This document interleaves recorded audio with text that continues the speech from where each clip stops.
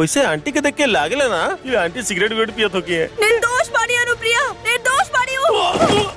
ये कंप्लेंट तरह के सच्चे में लागेला ना, लेकिन ये कंप्लेंट केहू के लाइफ बर्बाद कर सकेला।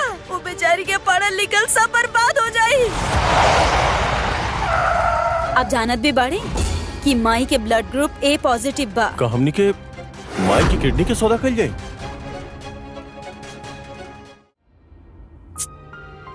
यार पिल्लू, हमरा के बहुत डर लगा था। माँ के फोन भी स्विच ऑफ बा।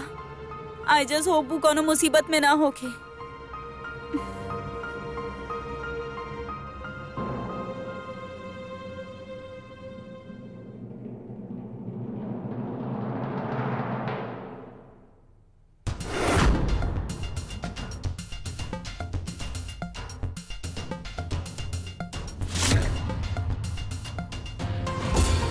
पिया, पिया, का भाई? अभी तो सबके सामने तू जाहिर कैलू की तो के सिगरेट पिए के बड़ा शौक बा। अब जब तू सबके सामने हमारी इज्जत मिट्टी में मिला ही चुकल बाड़ू तो शर्मा काहे रहल बाड़ू? पिया, हम भी देखल चाहत बानी कि तू सिगरेट पियत कैसन लागे लो। हम ये सोचत रहनी कि मल्हार जी अब तक शांत कैसे बैठल बाड़े। ला फट गई आइटम बॉम्ब। 5 तक गिनती खत्म होके तक सिगरेट जल जाए के चाहिए।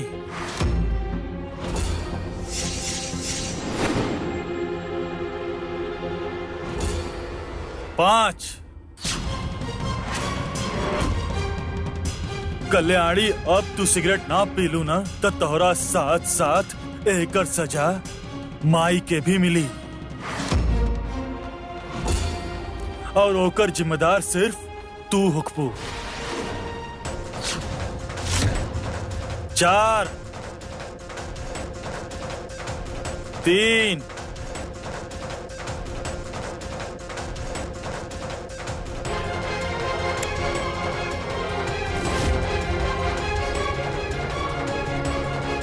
2,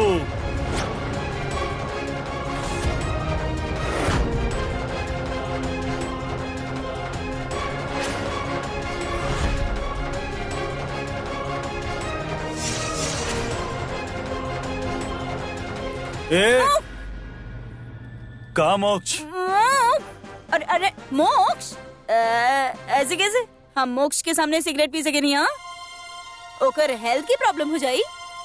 हम बाहर जाके पिया। कल्याणी, मोक्ष, ना ना ना बेटा, ना ना रोए के ना, ना ना बेटा। हाँ पापा बाड़े ना, कुछ ना होगी पापा बाड़े ना तोहर साथ। क्यों परेशान के लिए समार बेटा के? ना ना श्श।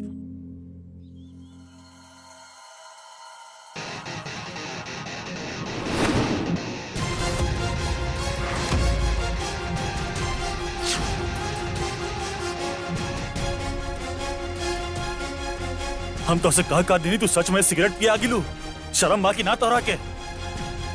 हम तोहरा से बात कर बानी, तू हमरा तरफ।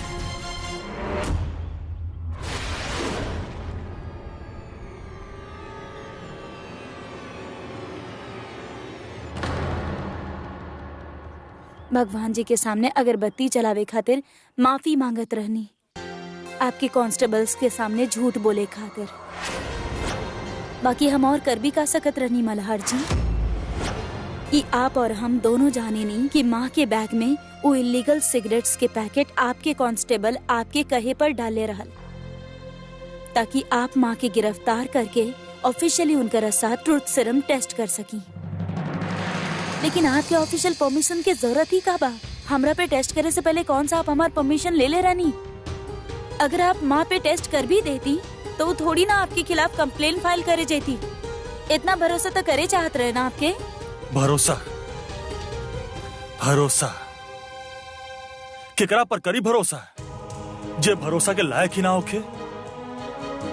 हाँ, कांस्टेबल से कह के वो इलीगल सिगरेट के पैकेट हम ही उनका बैग में रखोले रहनी, कहे कि कोनो भी हालत में हम माई के ऊपर वो ट्रुथ सीरम टेस्ट करवाल चाहत रहनी, और हमके बात के कोनो अफसोस नहीं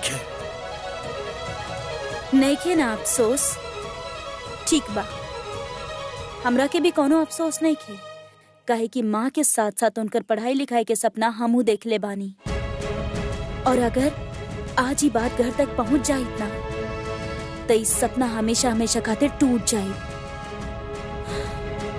हम जा रहल बानी, हमरा माँ के बहुत फिक्र हो रहल बा, हमरा उनका जाके ढूंढे के बा।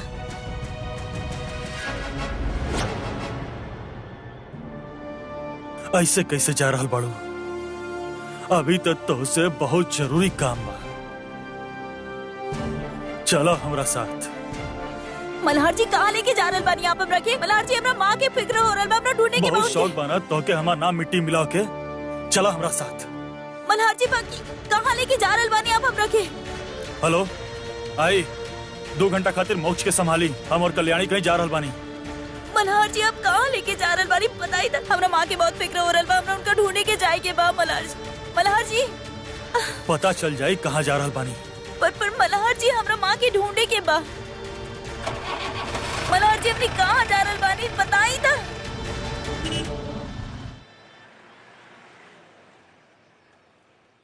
मल्हार जी आप हमरा यहाँ काहे लेके आई नी? बताई चला। ना। मल्हार जी आप एक कहाँ जबरदस्ती बा, बताई तो सही, आप हमरा यहाँ पे काहे लेके आई नी? देखी, हम जॉन भी कहनी मजबूरी में कहनी, माँ के फंसावे खातिर गलत तरीका के इस्तेमाल आप कहनी, तो उनकरा बचावल तो ही फर्ज रहे ना। देखी हम अभी आपके साथ कहीं जा ना सकेनी, हमरा माँ के बहुत फिक्र हो रहल बा, उनकर फोन भी बंद बा, हमरा उनकरा पास सुनो ना तू हम का कहनी। चला। मल्हार जी प्लीज जाए दी ना हमरा। चला। मल्हार जी कहाँ लेके जाता नहीं आप?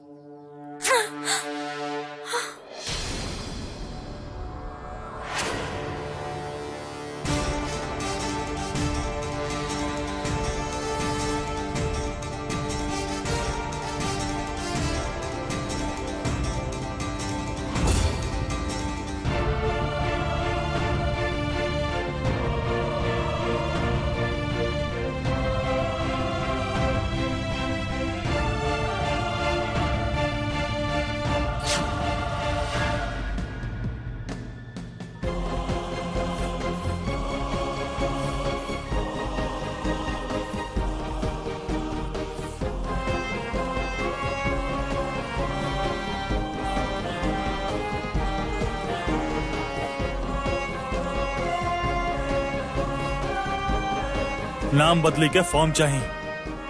हाँ मल्हार जी, आप अपन नाम बदले चाहे नहीं? आई एम श्योर हमार वजह से आपके नाम इतना भी खराब ना भइल कि आप अपन नाम बदले चाहे नहीं। हम आपन ना तोहार नाम बदल रहल बानी। राणे मुजरिमन पे सूट ना करेला, यही से हम अपन सरनेम तोहरा नाम से हटा रहल बानी। अब सिर्फ तू कल्याणी देशमुख रहबू, समझ लू? इली सर 100 रुपया। इतना अजीब अजीब आइडियाज मल्हार जी के दिमाग में आवेले कैसे? यहाँ माँ के कोनो खबर ना मिल रहल बा, फोन भी स्विच ऑफ बा, और मल्हार जी यहाँ हमार सरनेम चेंज करावे पे तुलल बाड़े।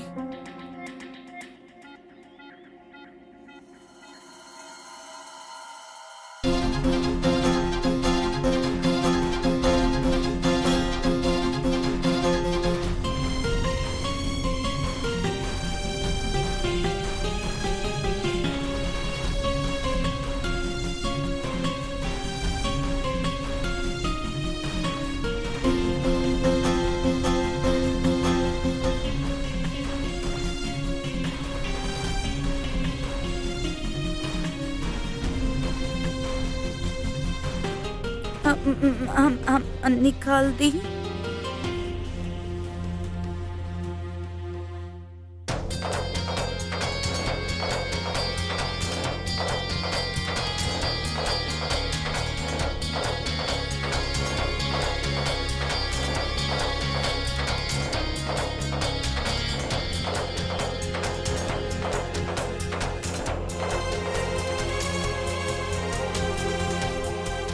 ₹100 दे दा। हम आपके वॉलेट खोल सके? का बकवास सवाल बा, हम ही कहनी ना ₹100 दे दा।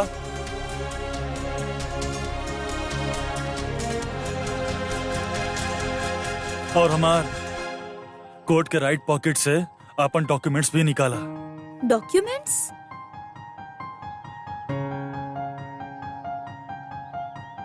आप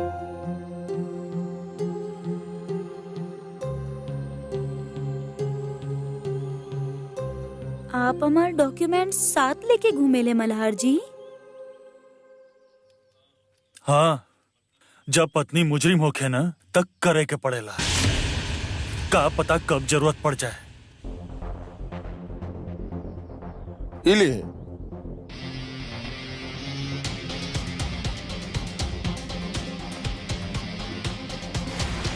मल्हार जी देखी सुनी, आपके हमार नाम से आपन नाम हटावे के बाद ठीक बा, कोनो बात ना, लेकिन हमरा के अभी चाहिए ना।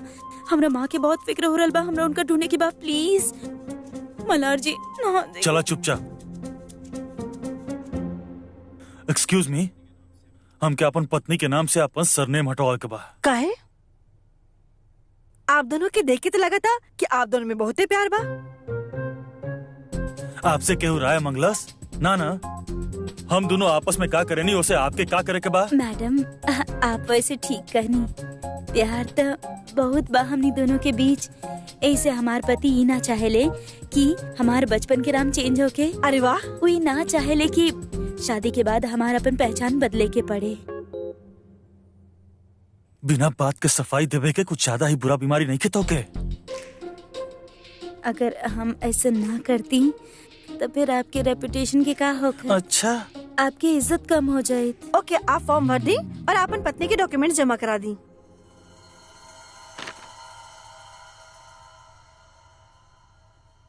बिल्कुल भी मत बोलिए, समझ लो तू, चुप रहिए एकदम।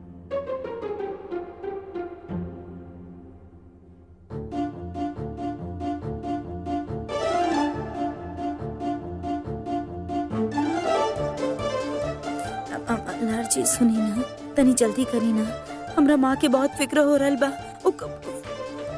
चुप, एक शब्द भी और बोल लो ना तो हमसे बुरा क्यों ना होगी। चुप। प्लीज तनी जल्दी करी ना मल्हार जी, प्लीज थोड़ा जल्दी करी ना, थोड़ा जल्दी करी ना। माँ अकेली पड़ी ना, मल्हार जी प्लीज। ये ले, अब तो फॉर्म सबमिट हो गया ना, अब हम जा सके नहीं। हम कहानी में चुप। लेकिन इतना आप प्लीज अपन काम करी। ठीक बा, जैसे आपकी मर्जी। मल्हार जी अब हमार का जरूरत बचाए दी ना हमरा के प्लीज। प्लीज हो गई, आज से आपके नाम मल्हार देशमुख।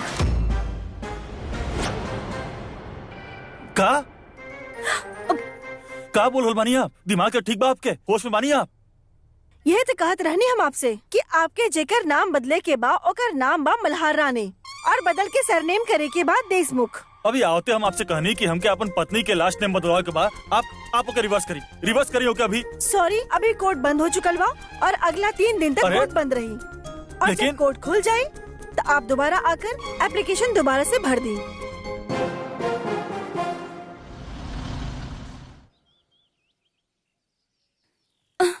दी ये आपके ड्रेस के का हो गई? तू सब छोड़ा, माँ घर पे आली वापस? ना, माई तो अभी तक ना आयल हा। कुछ तो गड़बड़ जरूर बा, कहाँ गए हो की माँ?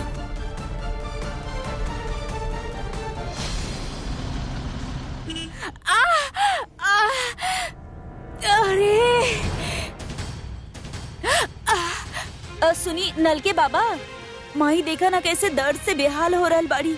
हमने भी तो वही चाय पी ले रही ना, फिर माई के काहे इतना दर्द हो रहल बा? हाँ पल्लवी, कबिल माई पेट में बहुत जोर से मरोड़ उठ रहल बा, पता नहीं काहे। सुनी देखा ना, हमरा से ना माई के हालत देखल ना जा रहल बा। हमके ना यहाँ एगो अस्पताल के बारे में पता बा, हम आपके वहाँ लेके चलता नहीं। ना ना, ई दर्द हम बर्दाश्त कर ले।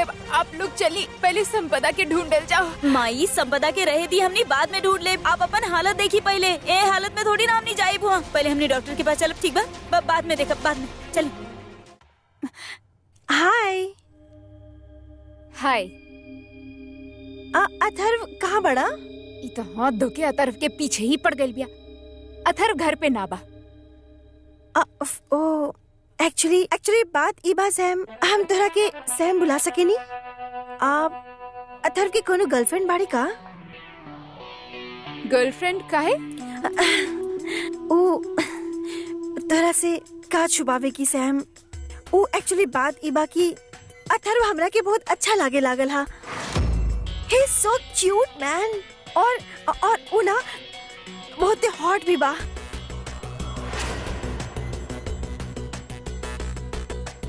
और तरह के पता बा हमरा के ना जिंदगी में कबो ऐसे लड़का ना मिला जे हमरा के इतना हंसौले होई। तू प्लीज हमार अपन भाई के साथ सेटिंग करा दा। देखा, अथर्व के तहरा में कौनो इंटरेस्ट नहीं खे। जितना हो सके अथर्व से दूर ही रहिया, काहे कि हम ओकरा अच्छा तरह से जानता नहीं। उतारा जैसे लड़की के कब्बो पसंद ना करी।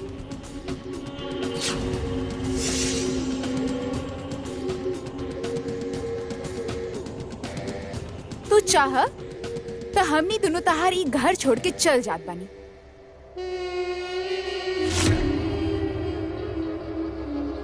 और एक बात, अथर्व के ख्याल अपन दिमाग से निकाल दा।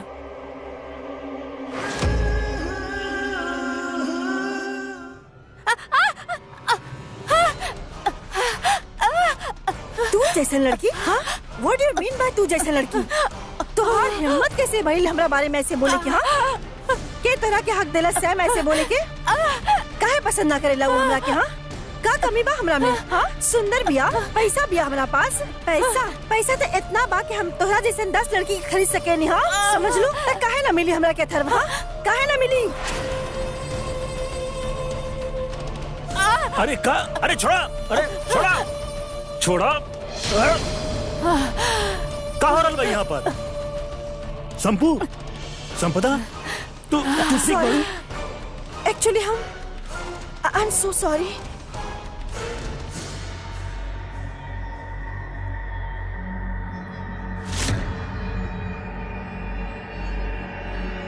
संपदा, पानी पीला।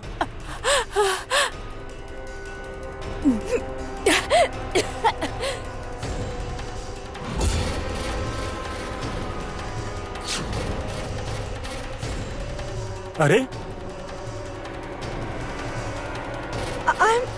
I'm sorry, I'm so sorry. सुना,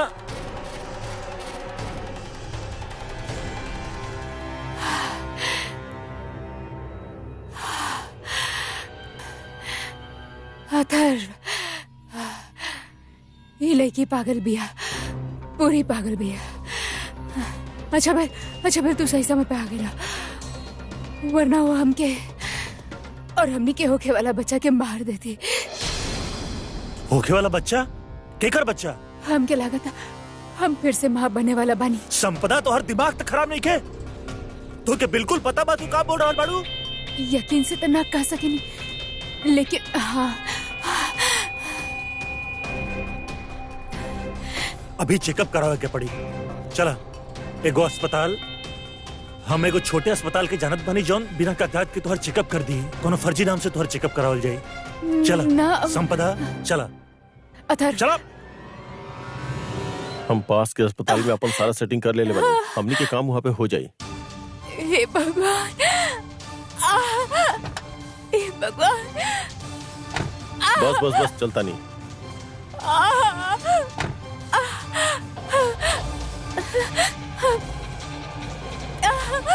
माही बस थोड़ा देर और बर्दाश्त कर ली। हॉस्पिटल बस कुछ ही देर में आ रहल बा। हाँ, बाकी ना बा। हाँ, बस पास में ही बा। बस तनी देर और। हमार बेटी से ही बात छुपाई की सजा दे रहल बा भगवान हमके। कल्याणी,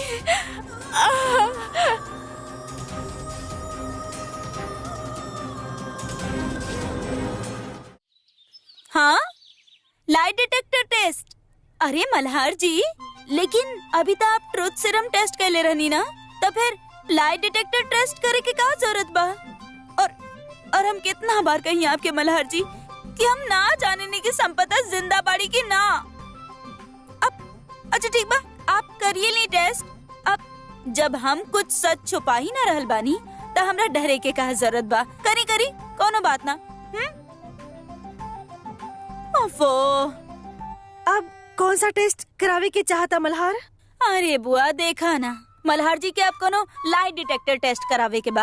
अब ई टेस्ट में ना एगो मशीन के कनेक्ट करके आपके दिल के धड़कन के जरिए ही बता सकेला कि कोनो सच बोल रहल बा या झूठ। अरे का भइल बुआ, डर लग रहल बा का आपके? डर लगता कि ई टेस्ट के बाद आपके सारा सच्चाई बाहर आ जाई। एक का मतलब बा? कौन सा सच? माँ कहाँ बाड़ी? हमरा कैसे पता हुई? देखी, अभी जो हम कॉल कैले रहनी ना मल्हार जी के, वो तो फेक रहे, लेकिन ये टेस्ट आप पे सच में हो सकेला और फिर सारा सच बाहर आ जाए कि आप अपन ट्रुथ सीरम टेस्ट से कैसे बचले रहनी। हम अच्छा तरीका से जाने नहीं कि आप मंडी गए रहनी संपदा के कॉल करे खातिर, और माँ भी आपके पीछे पीछे गईली और तब से लापता बाड़ी। बताई माँ कहाँ बाड़ी हमार? देखा, हमरा पर झूठा इल्जाम मत लगावा। हाँ, हम मंडी गए रहनी, लेकिन संपदा से मिले खातिर ना, मैं तो ये सब्जी लेवे खातिर गई रहनी। और हमरा के क्या पता संपदा जिंदा भी है कि ना? तो सीधा तरीके से ना बताई ना आप।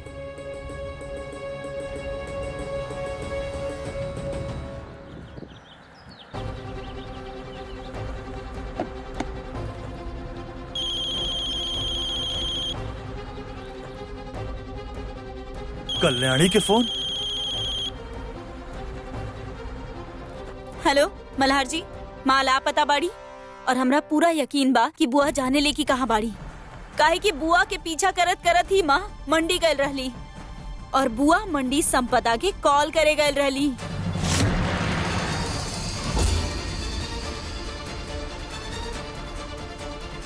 देखा मल्हार, एकर बात के विश्वास मत करिया। ए माँ बेटी मिलकर हमरा पर झूठा इल्जाम लगा रहल बा मल्हार। हमरा के तो लगा था कि माई जानबूझ के छुप गई होई ताकि तोहार सवाल के जवाब ना दे सकी। कौन था हमरा के? बुआ। मल्हार जी बुआ के बात के यकीन मत करिया, वो झूठ बोल रहल बाड़ी। हमार बात के यकीन करी, हम सच कर काहे करब हम तोहरा बात के विश्वास? हो सकेला माई सच में छुप गई लोग है। काहे कि वो जानत बाड़ी कि संपदा कहाँ बिया।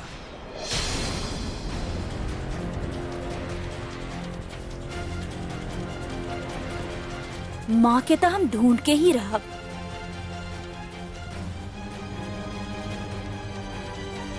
ये अचानक माई कहाँ गायब हो गई? पल्लवी, बहुत दर्द हो रहा है, अब बर्दाश्त ना हो रहा है। माई बस तनी देर और। हाँ, नील के पापा डॉक्टर के लाते हो किया। हाँ, बस तनी देर और।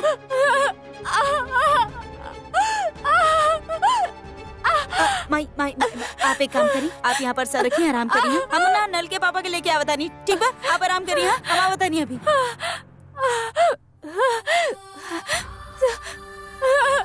लागत हमरे साथ बहुत बुरा हो गया वाला।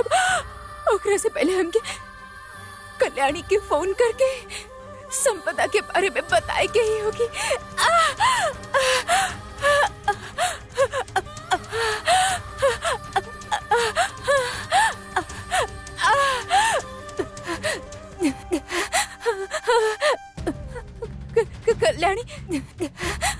कल्याणी के नंबर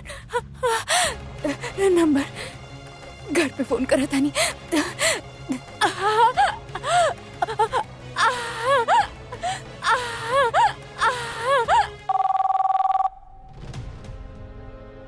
कहीं संपदा तो नहीं है? ये लड़की भी ना ओकरा के कहले रही कि घर के नंबर पर फोन मत करिया।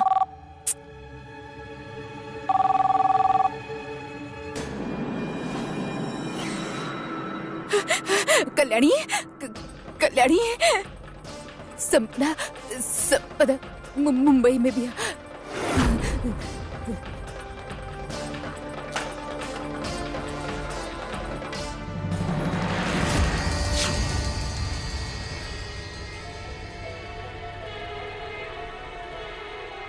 हे भगवान, कहीं मल्हार संपदा के फोन तो ना उठा लेलस।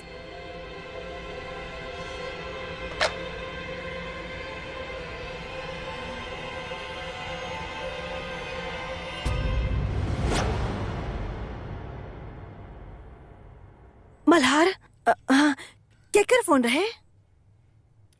पता ना, आवाज ना आई लोने से।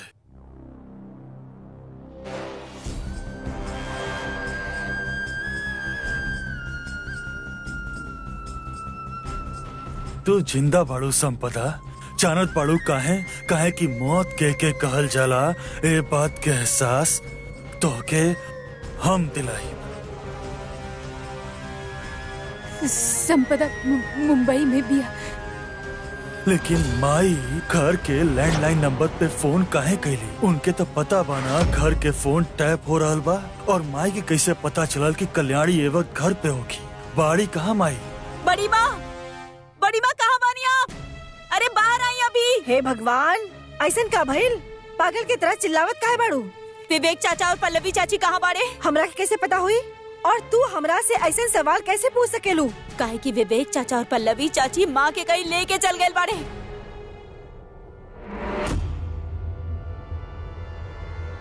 हाँ हाँ, माई के और विवेक भाव के पल्लवी के साथ गाड़ी में जा देखले बानी, हाईवे के तरफ। हमरा पूरा भरोसा बा कि विवेक चाचा और पल्लवी चाची माँ के साथ कुछ गलत करे जा रहल बाड़े। मल्हार जी, हम विवेक चाचा और पल्लवी चाची के खिलाफ कंप्लेंट लिखावे चाहे नहीं। माँ के किडनैप करे के कंप्लेंट लिखावे चाहे नहीं। वो दोनों माँ के जबरदस्ती मुंबई लेके चल गए। का कह रहल बाड़ू तू? होश में तो बाड़ू? हमार बेटा पर अपहरण के आरोप लगा रहल बाड़ू। ये विवेक और पल्लवी माई के कहाँ ले जा रहल बा? कहे उनकरा के भी संपदा के जिंदा होवे के शक ना हो गई? रुका, हम अभी फोन करके पूछत हई।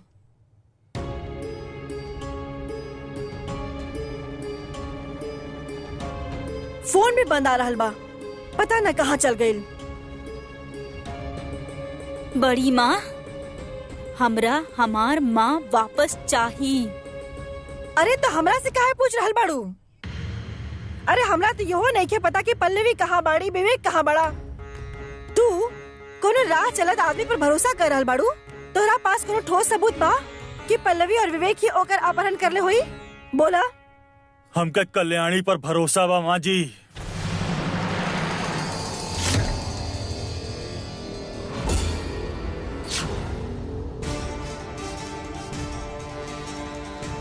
चला कल्याणी, पुलिस स्टेशन चल के रिपोर्ट दर्ज करवाल जाए और माई के ढूंढल जाए।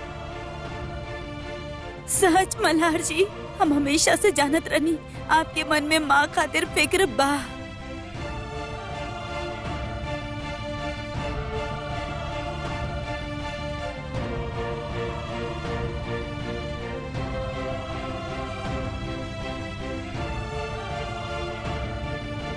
सर, लेकिन हमने के कल्याणी मैडम के मुंबई लेके कहाँ जा रहल बानी? कहे कि कल्याणी और माई हमके फिर से बेवकूफ बना रहल बड़े। और ये बार पल्लवी मामी और विवेक मामा के साथ मिलके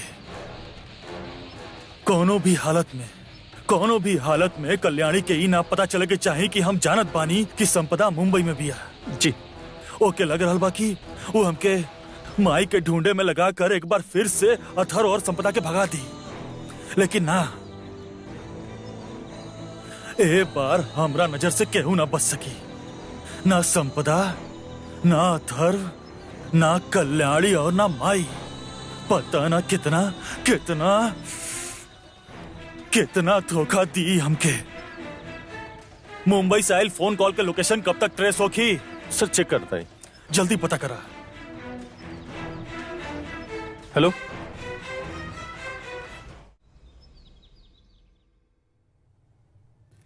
अच्छा भाई, डॉक्टर साहब आप आ गए। जल्दी करें, माही बेहोश बाड़ी, निकाल दी किडनी। हाँ, इतना आसान काम नहीं किया। अरे पर इतना मुश्किल भी का बा? इली काटा, किडनी निकाला और फिर सिलाई कर दो, हो गई। बार बार किडनी किडनी मत बोली, क्यों सुन ली? आप जाना तनी ना, हमने जोन काम कर रहल बानी वो इलीगल बा। हाँ हाँ पता बा, तब तो हमने आपके पास आई नहीं ना। जोन भी करे के बना जल्दी करा। उस साहूकार बस आते हो गया। हाँ, एक मिनट पल्लवी। डॉक्टर साहब, जब माई के होश आई तो उनका पता ना चले कि उनका वो किडनी निकाल गिल बा? अरे 2-4 आंसू बहा के बोल दे कि डॉक्टर बोगस निकलस, धोखा से किडनी निकाले लसू, फिर हमनी पर कोनो इल्जाम भी ना आई। देखिए, ये आपकी वाइफ का बोले जा रहल बाड़ी? ये तो हमरा फंसावे के पूरा प्लान बना ले बाड़ी। अरे ना डॉक्टर, आप टेंशन मत ली। ये औरत ना बहुत सीधा साधा औरत बाड़ी, आपके कुछ ना बिगाड़ पाई। हाँ, बस डरबा ना तो कल्याणी के। और हाँ डॉक्टर साहब, आप पैसा की चिंता मत करिए, आप अपन काम करिए। ठीक बा, इनकर कुछ टेस्ट तक कर ही के पड़ी। इनकरा वार्ड में शिफ्ट कर जाता।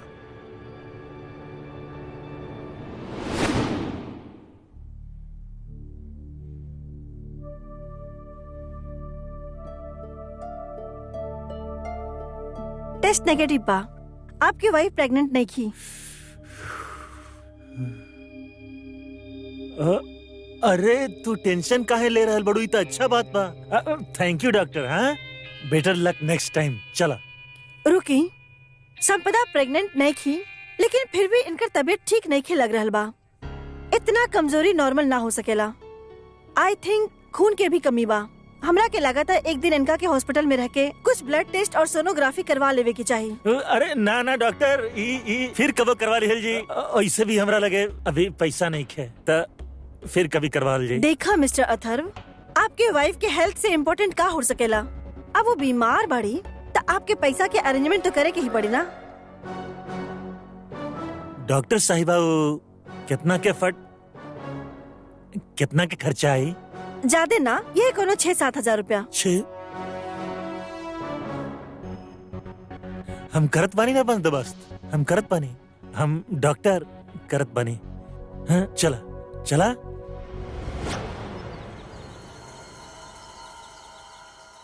चल जाए।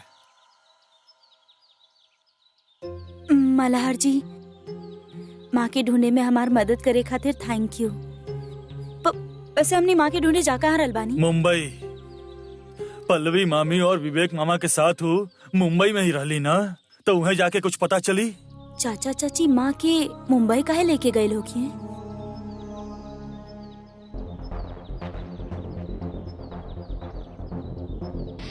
हमार फोन काहे? कहे कि तू पल्लवी मामी और विवेक मामा के फोन लगावत रहबू, और जब वो फोन ऑन करिए तो उनके पता चली कि तू उनके फोन करत रहलू, और हम बिल्कुल नहीं चाहत कि उनके अंदाजा भी होखे कि हमने उनके ढूंढ रहल बानी। अगर वो लोग अपन फोन ऑन कर देले तो उनकर लोकेशन ढूंढने में हमने क्या आसानी हुई? कल्याणी, पुलिस के काम भी तू करबू तो पुलिस का करी?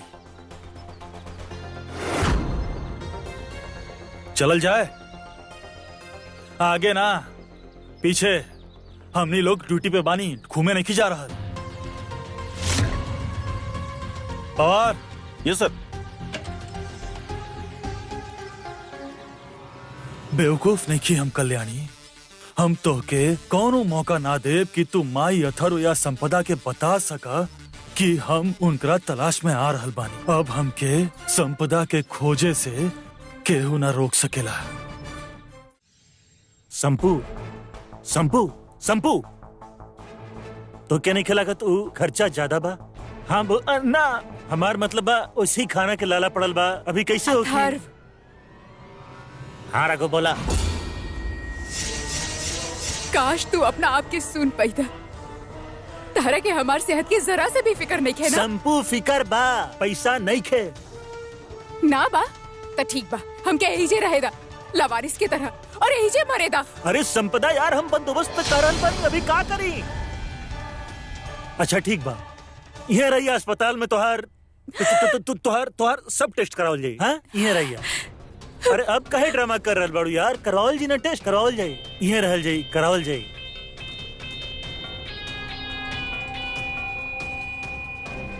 अब के समझावे की डर तो ये बात के बा कि कहीं यही तरह हॉस्पिटल के चक्कर लगावत हमनी के खबर कहीं मल्हार तक न पहुंच जाए।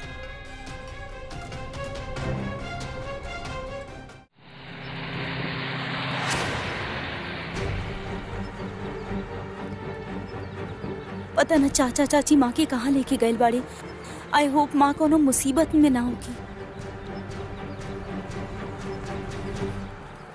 सुत जागत हम बस तो के जिंदा पकड़े के सपना दिखले बानी संपदा। बस एक बार तू हमरा गिरफ्त में आ गेलू ना, तो हम तोहार जियल हराम कर दे।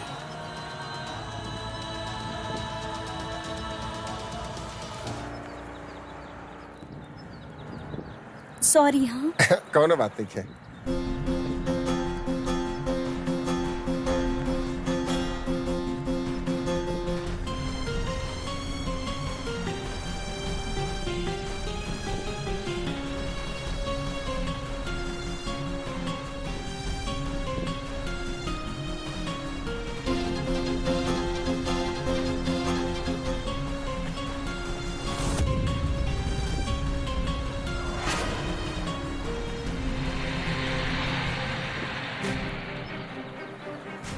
सर, कल्याणी मैडम के पीछे बैठे में बहुत परेशानी हो रहा बा।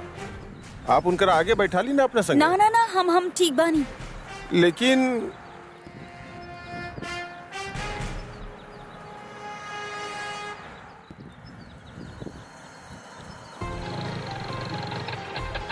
पवार पीछे जा। अब ना मल्हार जी, हम आगे भी ठीक बानी।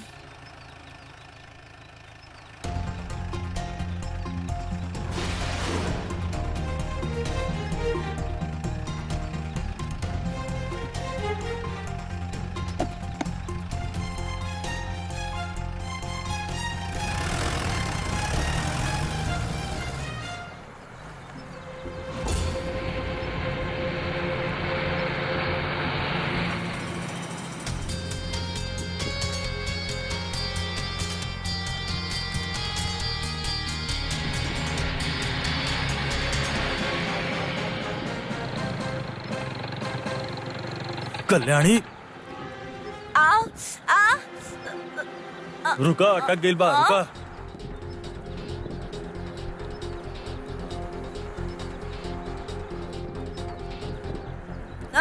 ना आरा, रुका 1 सेकंड।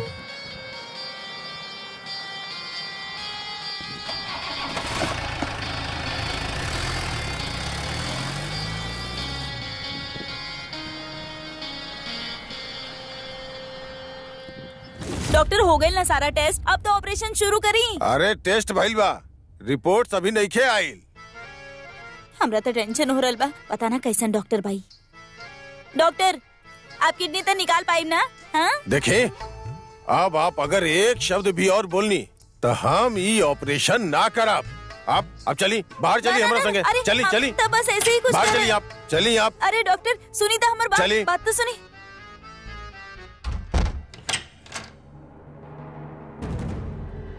आराम से, आराम से। आप हाथ पकड़ी हमार, चले।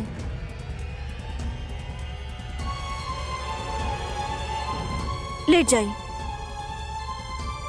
टेंशन मत ली, सब ठीक हो जाए।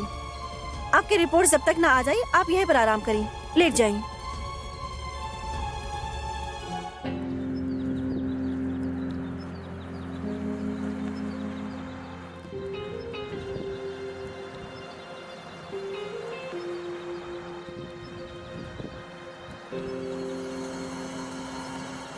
कल्याणी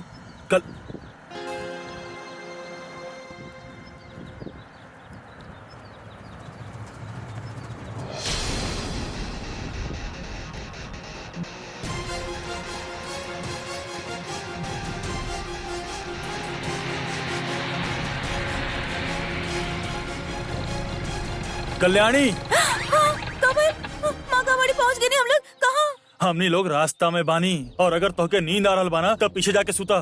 केहू तोके सिखैलस ना, ड्राइवर के बगल सीट पे सुतल ना जाला, बुरा आदत होखेला। कोनो बात ना सर। सर, चलत गाड़ी में तो नींद आइए जाला। तोहसे बात कहनी का हम पवार। सॉरी सर। ना मल्हार जी, हम अब ना सुतब। देखा पापा का, अब ना सुतब, हम ना सुतब।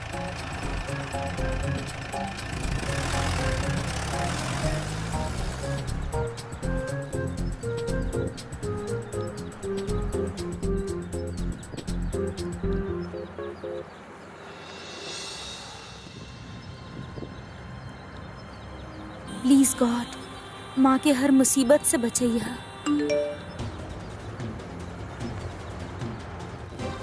तो आखिर पता चल ही गईल कि माई कहाँ छुपल बैठल बाड़ी। जरूर अथर और संपदा भी ओही नर्सिंग होम में होखिए जहाँ से माई फोन कैले रहली।